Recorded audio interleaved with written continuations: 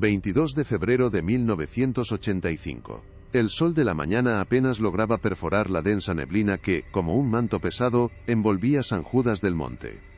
Este diminuto y olvidado poblado, enclavado en las profundidades de la Sierra Mixteca de Oaxaca, parecía suspendido en otra era. El aire, denso y húmedo, cargaba el inconfundible aroma a tierra mojada, mezclado con el tenue olor a copal quemado que emanaba de alguna vivienda lejana, y el suave murmullo constante de un arroyo cercano que corría invisible entre la vegetación. Una camioneta de doble tracción, cubierta de una gruesa capa de polvo y lodo, luchaba por abrirse paso con dificultad por un camino de terracería casi inexistente, más sendero que carretera, un claro signo del aislamiento profundo. Al volante, la doctora Elena Rojas, recién graduada de medicina en la UNAM, avanzaba con una mezcla de determinación y una inmensa ilusión por servir. El chirrido metálico de los frenos rompió el silencio casi sepulcral del lugar, un sonido intruso que resonó en el valle, mientras la camioneta se detenía frente a un puñado de humildes casas de adobe. Entonces, de la penumbra de una puerta entreabierta, emergió la silueta de un niño. No tendría más de 5 años, y sus ojos, inusualmente grandes, observaban a Elena con una intensidad que la atravesó. Pero fue su rostro lo que detuvo el aliento de la joven doctora, severamente desfigurado, con facciones que desafiaban la anatomía conocida. Sus pequeñas manos, retorcidas y frágiles, se aferraban con fuerza a un trozo de madera, como si fuera su único ancla en el mundo. No era la imagen de un niño enfermo común. Era la de alguien nacido de una manera que la medicina moderna, aquella que Elena había estudiado con tanto ahínco en los libros de la UNAM, apenas podía concebir. Un escalofrío helado recorrió la espalda de Elena, una mezcla visceral de horror y una profunda, desgarradora compasión. Este no era el México vibrante y moderno que había imaginado durante sus años de estudio, ni el de los coloridos mercados o las bulliciosas ciudades. Era un México oculto donde la realidad superaba cualquier texto académico. La visión de aquel niño, tan joven y ya tan marcado por una existencia inexplicable, plantó una semilla de inquietud en su mente. ¿Qué misterio se escondía en este rincón olvidado del mundo? En San Judas del Monte, el tiempo parecía haberse detenido por completo, atrapado en una burbuja de aislamiento. Y con él, una condición devastadora. Una serie de malformaciones que habían marcado a sus habitantes por generaciones, un secreto celosamente guardado entre estas imponentes montañas, invisible y desconocido para el resto del mundo. ¿Cómo era posible que una situación así hubiera permanecido oculta durante tanto tiempo, desafiando toda lógica y conocimiento médico? La doctora Elena Rojas, con su bata aún impecable pero su espíritu ya sacudido, comenzó la campaña de vacunación. Esperaba la rutina habitual de cualquier jornada médica rural, pero lo que encontró superó sus peores presagios. Cada niño que pasaba por sus manos, revelaba una dolorosa verdad, graves malformaciones congénitas que iban desde deformidades faciales y craneales, hasta extremidades inusualmente retorcidas, o la ausencia de dígitos. No eran casos aislados, eran un patrón devastador que se repetía de forma alarmante. La comunidad de San Judas del Monte, con una resignación que Elena no podía entender, parecía haber aceptado esta cruel realidad como parte ineludible de su destino, un hecho tan natural como la neblina que envolvía el valle. El contraste entre la inocencia de los pequeños y la carga de sus cuerpos era desgarrador, y el silencio de los adultos, un muro infranqueable. Este panorama desolador no encajaba con ningún manual de medicina moderna que Elena hubiera estudiado en la UNAM. Las anomalías no eran aleatorias, parecían seguir un patrón genético o ambiental específico, algo que se había arraigado profundamente en el linaje del pueblo. Era un reflejo del México profundo que tanto había leído, una realidad donde la marginación y el olvido estatal dejaban a las comunidades a merced de sus propias interpretaciones de la desgracia. La joven doctora sintió cómo la promesa de su vocación chocaba de frente con una barrera formidable, la arraigada tradición de un pueblo que, por generaciones, había encontrado en sus creencias ancestrales una explicación a menudo mística, para aquello que la ciencia no podía alcanzar. La intervención médica, en este contexto, no era solo una cuestión de salud, sino una intrusión en un orden establecido. Al intentar indagar más, Elena se encontró con un muro de silencio. Las miradas esquivas y las respuestas vagas eran la norma. Nadie quería hablar abiertamente de las señales o de los designios que, según los pocos murmullos que lograba captar, habían marcado a sus familias. Había una figura central, una sombra respetada por todos, cuyas palabras parecían dictar la norma en San Judas del Monte: Don Rafael, el curandero, cuya sabiduría ancestral era la ley. Su influencia velada se sentía en cada puerta que se cerraba, en cada niño que era apartado de la vista de la médica de fuera. La comunidad, cohesionada por la desconfianza hacia lo externo y la lealtad a sus propias costumbres, protegía celosamente este secreto que era, para ellos, parte de su identidad y su historia. Un dolor compartido pero no expuesto. Pero Elena no era de las que se rendían fácilmente. Su idealismo, forjado en los pasillos de la UNAM, se transformó en una férrea determinación. No podía aceptar que estos niños estuvieran condenados a una vida de sufrimiento, sin una explicación ni, peor aún, una esperanza. Cada rostro desfigurado, cada mano retorcida la impulsaba a buscar la verdad detrás de lo que parecía una maldición bíblica. ¿Era el agua? ¿La tierra? ¿O acaso una combinación de factores genéticos y ambientales potenciados por el aislamiento extremo de la Sierra Mixteca? La promesa al espectador comenzaba a gestarse en su mente: desentrañar este misterio desgarrador. San Judas del Monte, un punto minúsculo en el vasto mapa de Oaxaca, guardaba un enigma que nadie había querido o podido resolver, un sufrimiento silencioso que clamaba por ser escuchado. La doctora Rojas, con la mirada ya acostumbrada a la penumbra de las viviendas, comenzó a documentar cada caso con meticulosa precisión. Sus notas, escritas a la luz de una lámpara de queroseno, se llenaban de descripciones que le helaban la sangre. Niño de 7 años, paladar hendido severo, manos con sindactilia parcial. Niña de 3, hidrocefalia, extremidades cortas y arqueadas. No eran malformaciones al azar, sino un patrón que se repetía con una consistencia espeluznante, concentrándose en ciertas familias, como si una firma invisible marcara su linaje. La comunidad, en su silencio, confirmaba el dolor. Cada gesto esquivo, cada suspiro contenido, eran capas de una verdad que se negaban a salir a la luz, pero que Elena estaba decidida a desenterrar, sintiendo el peso de un enigma que desafiaba su comprensión y su esperanza de ayuda. Con una paciencia forjada en la adversidad, Elena se sumergió en la vida cotidiana del pueblo, buscando pistas en los pequeños detalles. Bajo el pretexto de charlas sobre nutrición básica o higiene, intentaba recopilar historias orales, dibujando rudimentarios árboles genealógicos en su cuaderno, notando los lazos de parentesco que unían a las familias más afectadas. Indagó sobre la dieta, el origen del agua que bebían, las plantas medicinales que usaban sus curanderos. Poco a poco, los susurros revelaron que el mal no era nuevo, se remontaba a varias generaciones, una sombra constante en la historia de San Judas del Monte. Era una aceptación estoica, casi una resignación ancestral, lo que más conmovía a Elena, un dolor silencioso transmitido de abuelos a nietos, sin un atisbo de esperanza de cambio. La creciente curiosidad de Elena no pasó desapercibida para don Rafael. El curandero, con su mirada penetrante y su voz grave, la confrontó directamente en la plaza, rodeado de algunos ancianos. Médica, los designios del cielo no se cuestionan. Esta es nuestra realidad, impuesta por los antiguos. Tu medicina solo trae inquietud y debilita nuestra fe, sentenció con autoridad inquebrantable. A partir de ese día, las puertas que antes se entreabrían con timidez, se cerraron por completo.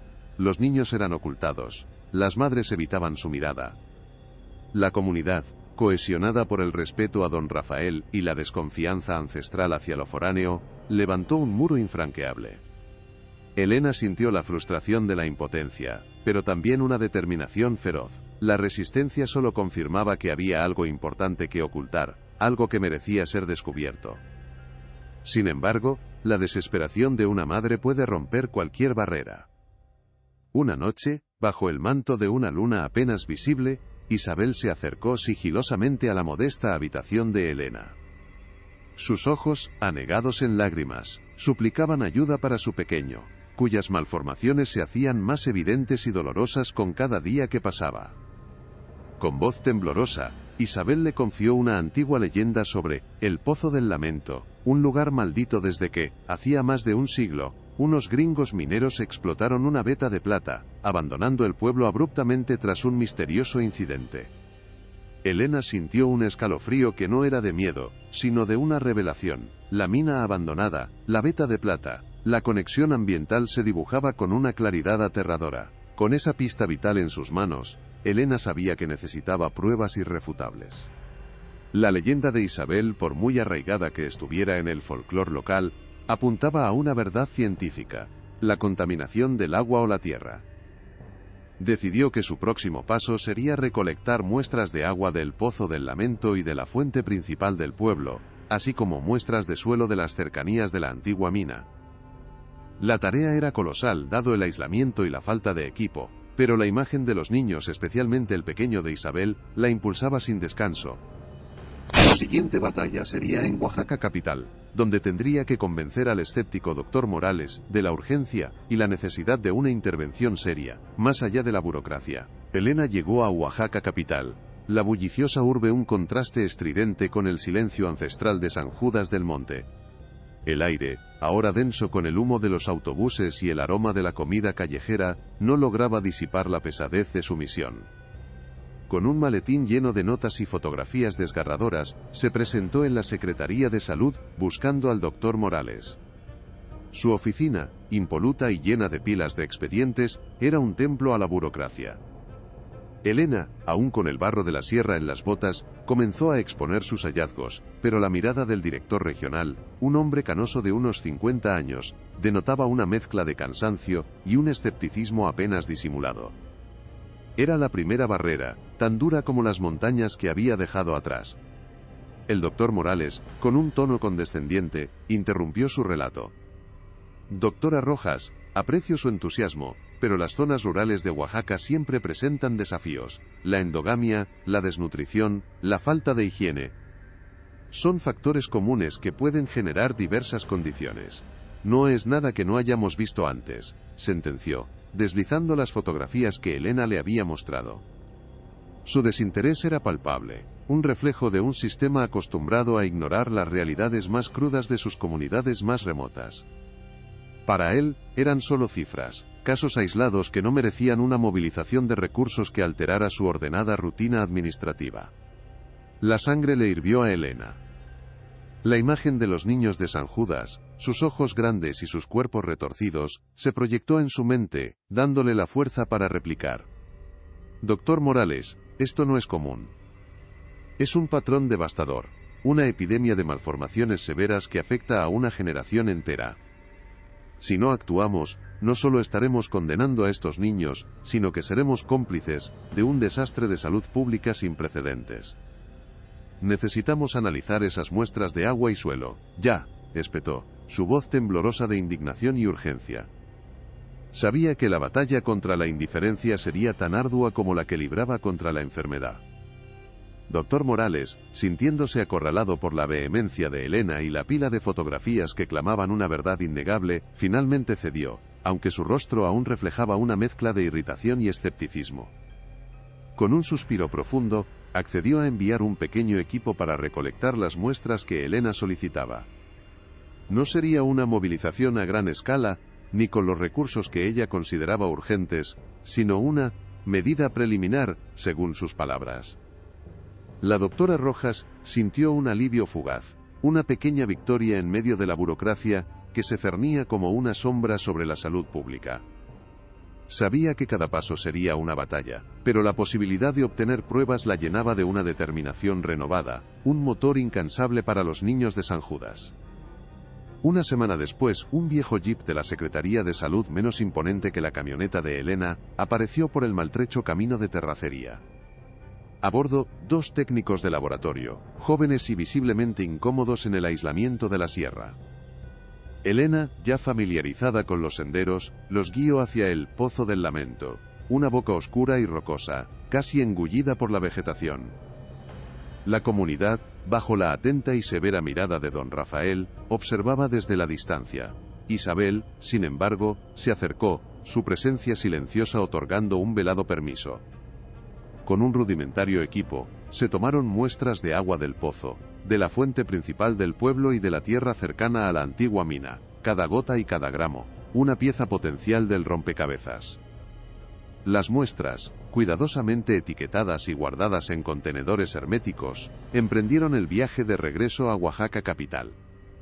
Elena, aunque agotada, se aseguró de que fueran entregadas personalmente al Dr. Ricardo Fuentes, un respetado toxicólogo ambiental de la Universidad Autónoma Benito Juárez de Oaxaca, conocido por su rigurosidad y su interés en las problemáticas de las comunidades indígenas.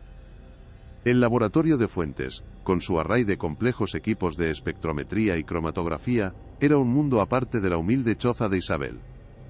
La espera sería agonizante, cada día que pasaba, una eternidad para los niños de San Judas. Sin embargo, Elena sentía que, por fin, la ciencia comenzaba a iluminar la oscuridad. Días después, una llamada urgente del Dr. Fuentes rompió el tenso silencio en la oficina de Elena en la secretaría. Los resultados preliminares eran alarmantes. Los análisis de espectrometría de masas revelaban concentraciones de plomo de 150 microgramos por litro y arsénico de 80 microgramos por litro en el agua del Pozo del Lamento, y, lo más preocupante, también en la fuente principal de agua que abastecía a San Judas del Monte. Doctora Rojas, dijo Fuentes con voz grave, estos niveles superan en 15 y 8 veces, respectivamente, los límites máximos permisibles por la norma oficial mexicana NOM 127SS a 1994 para agua de uso y consumo humano. Es un envenenamiento silencioso y prolongado. La confirmación heló la sangre de Elena, pero también le dio la certeza de que su instinto no había fallado. La leyenda del Pozo del Lamento y los mineros extranjeros ya no era solo un cuento, sino una crónica premonitoria de una tragedia ambiental. La veta de plata que antaño atrajo a los gringos había dejado tras de sí una herencia tóxica, filtrándose por las capas subterráneas y contaminando el vital líquido que sostenía la vida del pueblo. La exposición crónica a estos metales pesados durante generaciones era sin duda la causa principal de las devastadoras malformaciones. Pero el Dr. Fuentes añadió otro elemento crucial. Hemos encontrado también una alta incidencia de endogamia en las familias más afectadas. Es muy probable que esta consanguinidad esté exacerbando los efectos genéticos de la toxicidad ambiental, creando un cóctel letal. La verdad se desvelaba, más compleja y dolorosa de lo que Elena había imaginado. Si has llegado hasta aquí, la verdad es más compleja de lo que parece. Comenta San Judas, para mostrar tu apoyo a estos niños y a la doctora Rojas en su lucha por la justicia y la salud en las comunidades más olvidadas de México. Tu voz importa. La confirmación de los resultados de Fuentes golpeó a Elena con la fuerza de un rayo, pero también le dio una claridad aterradora. Aquel Pozo del Lamento, envuelto en la leyenda de mineros y maldiciones, era en realidad un foco de envenenamiento silencioso. El plomo y el arsénico, vestigios de una explotación minera irresponsable, se habían filtrado durante más de un siglo, contaminando la fuente principal de vida del pueblo. Cada gota de agua, cada sorbo, había sido un lento veneno que, generación tras generación, había ido moldeando los cuerpos de los niños de San Judas del Monte, marcándolos con deformidades que antes se atribuían a designios divinos o castigos ancestrales. La ciencia desvelaba una tragedia ambiental de proporciones bíblicas, ocultada por el tiempo y el aislamiento. Pero la verdad era aún más intrincada y dolorosa.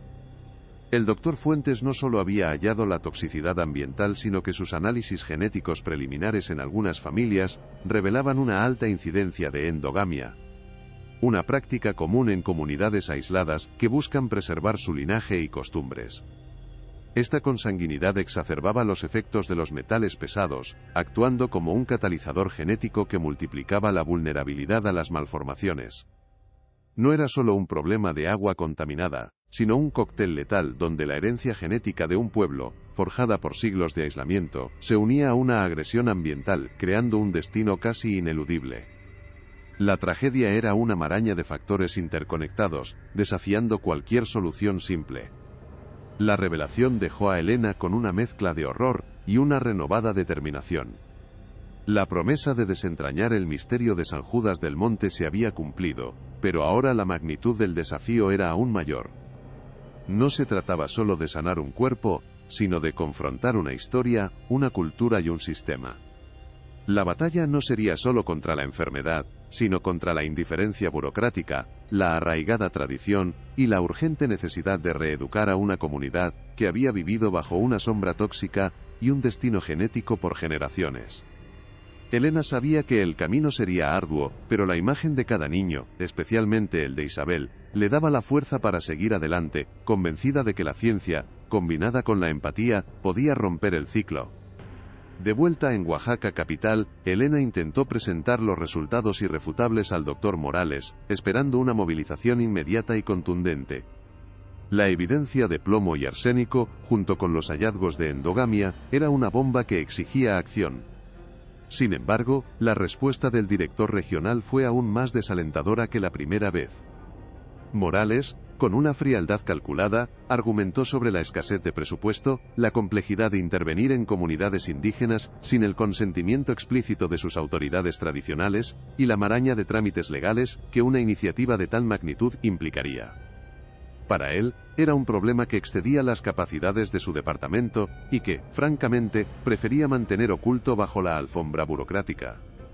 Elena sintió como la esperanza se estrellaba contra un muro de indiferencia institucional, una barrera casi tan infranqueable como las montañas de la Mixteca. El doctor Morales, con una sonrisa forzada, sugirió formar una comisión interinstitucional o realizar un estudio epidemiológico a largo plazo, eufemismos para ganar tiempo y diluir responsabilidades. Insinuó además que la intervención en San Judas del Monte podría sentar un precedente peligroso, abriendo la puerta a reclamos similares en otras comunidades históricamente afectadas por la explotación de recursos naturales. La corrupción y los intereses económicos, aunque no mencionados directamente, flotaban como una sombra en el ambiente. Elena comprendió que no solo se enfrentaba a la inercia administrativa, sino a un sistema que protegía sus propias conveniencias, incluso a costa de la vida de niños inocentes. La cruda realidad del México profundo se manifestaba no solo en el olvido de las comunidades, sino en la connivencia de quienes debían protegerlas.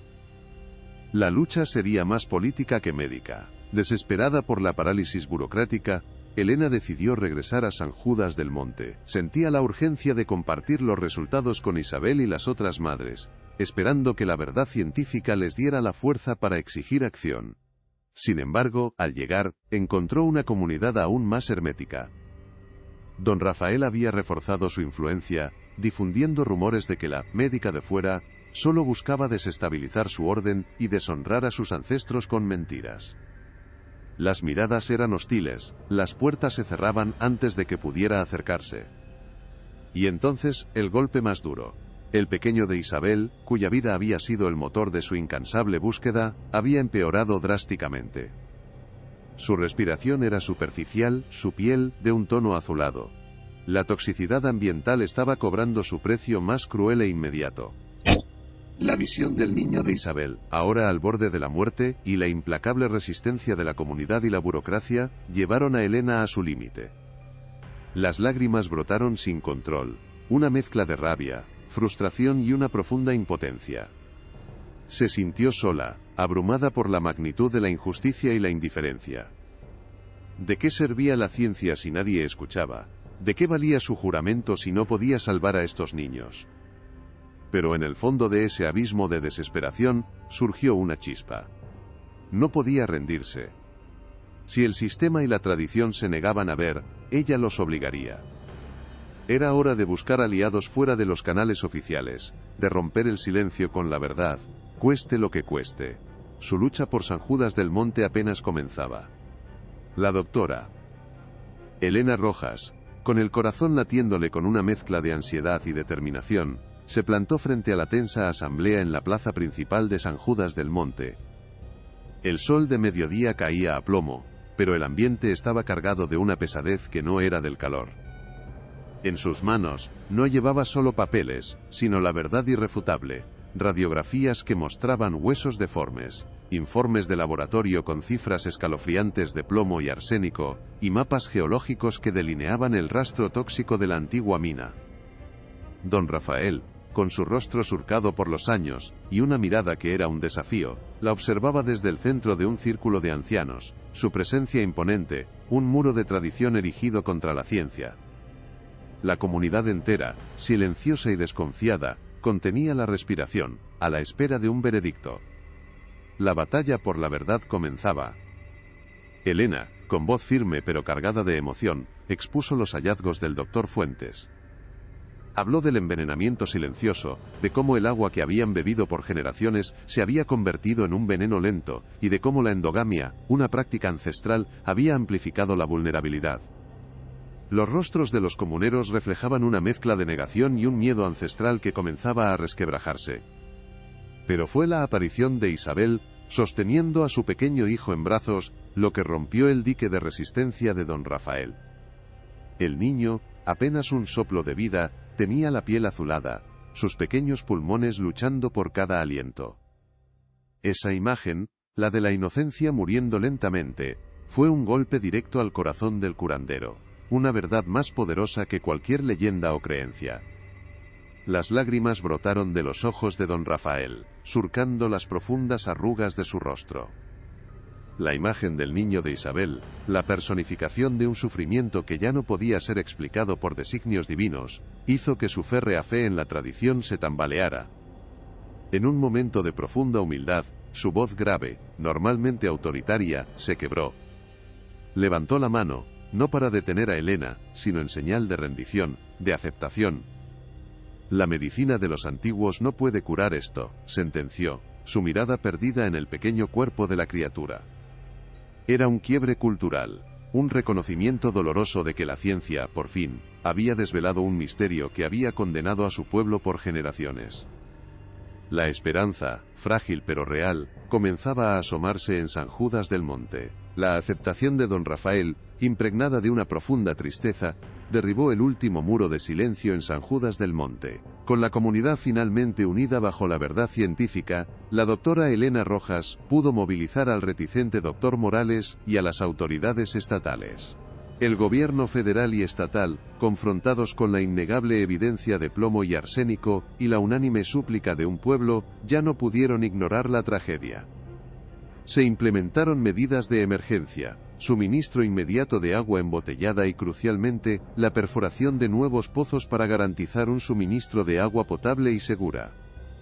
Un puesto de salud permanente, con médicos y enfermeras, fue establecido, marcando el inicio de una era de atención médica continua para una comunidad largamente olvidada. El camino hacia la recuperación sería arduo, una travesía que abarcaría no solo la sanación física, sino también la psicológica y cultural. Los niños ya nacidos con malformaciones recibirían tratamiento paliativo, rehabilitación y atención especializada, reemplazando el sufrimiento silencioso por una esperanza tangible. Se iniciaron programas educativos sobre salud, genética y seguridad del agua, empoderando a la comunidad con conocimientos para proteger a las futuras generaciones. El legado de Elena Rojas, su inquebrantable determinación, combinada con la valiente aceptación de don Rafael, forjó un nuevo camino, la integración del conocimiento científico con un profundo respeto cultural. San Judas del Monte, de ser un rincón olvidado marcado por la tragedia, se transformó en un símbolo de resiliencia. La lucha por San Judas del Monte trascendió la medicina, se convirtió en un testimonio de la abogacía, la persistencia y el profundo impacto que una sola persona puede generar. Elena Rojas no solo salvó a una generación de niños de un destino similar, sino que abrió los ojos de las autoridades a la dura realidad de innumerables comunidades olvidadas, forzando una reevaluación de las políticas de salud pública y la responsabilidad social. El caso resonó a nivel nacional, encendiendo conversaciones cruciales sobre justicia ambiental, derechos indígenas y la urgente necesidad de cerrar la brecha entre el México profundo y el México moderno. Si esta historia te ha conmovido y te ha hecho reflexionar sobre la importancia de la justicia y la salud en nuestras comunidades más remotas, dale a me gusta a este vídeo, suscríbete para no perderte nuestras próximas investigaciones y comparte esta impactante verdad. Tu apoyo nos ayuda a seguir contando historias que marcan la diferencia.